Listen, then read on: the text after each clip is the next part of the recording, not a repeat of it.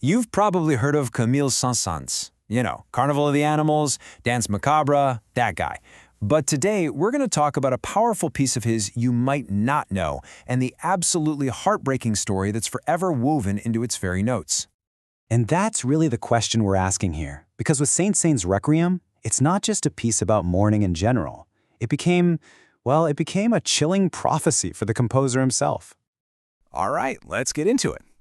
Like a lot of great works, the story kicks off with its commission. But this one was not what you might expect at all. I mean, we all know the story of Mozart's Requiem, right? It's so romantic, almost mythical. The shadowy figure shows up, commissions a work for some unknown person, and Mozart starts to believe he's actually writing it for himself. It's the stuff of legends. But the story for Saint-Saëns' Requiem? Totally different.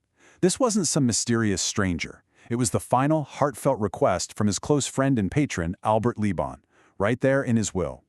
So from the very beginning, this was deeply, deeply personal. And along with that request came an absolutely life-changing inheritance. Liban left Saint-Saëns 100,000 francs. To put that in perspective, that's about €500,000 in today's money. Just wow. So you see, this wasn't just a commission fee. This was a gift of complete and total artistic freedom. It meant he could finally quit his day job as a church organist and just compose, full-time. This Requiem was literally born out of gratitude and liberation. Okay, so armed with this newfound freedom and this very personal mission, what does Saint-Saëns do? Well, he starts composing with just astonishing speed. Yep, that's right. 8 days. He checked into a hotel in Bern, Switzerland, and knocked out the entire 35-minute Requiem in just over a week. An absolute whirlwind of creation. You can almost hear his confidence in a letter he wrote to his publisher. This wasn't some tortured artist struggling over every note. This was a genius at the absolute peak of his powers, just working at a breakneck pace. But what does a piece written that fast actually sound like? Well, let's get into the music itself, because it's this really fascinating mix of innovation and tradition. What's so interesting here is where Saint-Saëns fits in. He's not going for the colossal 90-minute epic that Berlioz wrote, but he's also not doing the super minimalist thing like Gounod. He finds this perfect classical balance. It's rich and expressive, but it's also concise and focused.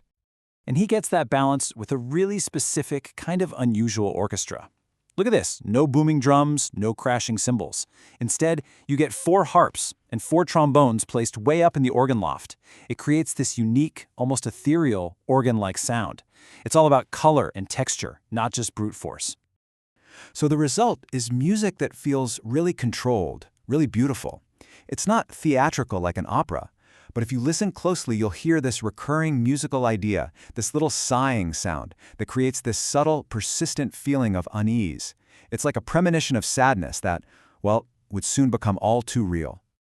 And this, right here, is where the story takes its tragic turn. The Requiem, a piece all about death, was about to be completely overshadowed by an unimaginable personal loss.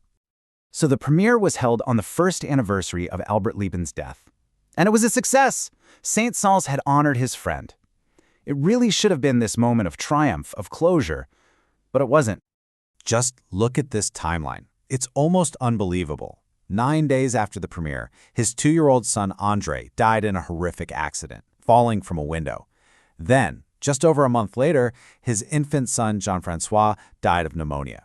2 children gone in the space of 6 weeks. The grief was absolutely catastrophic. Saint-Saëns immediately and cruelly blamed his wife for their first son's death, and it just shattered their marriage.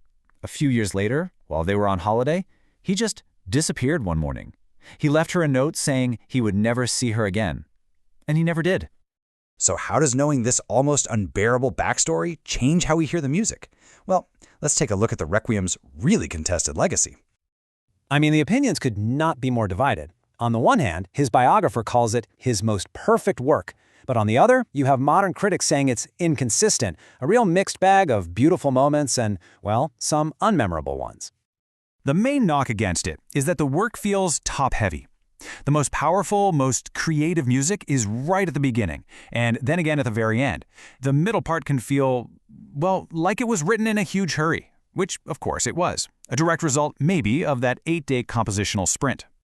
But knowing the story, it changes everything, doesn't it? That uneasy sighing sound from the opening, it no longer sounds like just an artistic choice. It sounds like a prophecy. It sounds like weeping. The music he wrote to mourn his friend became this eerie prelude to his own unspeakable grief.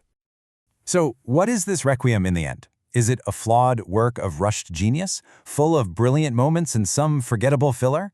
Or is it a piece that, through some cruel, awful twist of fate, became something else entirely, a tragic monument, forever defined by the sorrow that came after? Really, the only way to know for sure is to listen.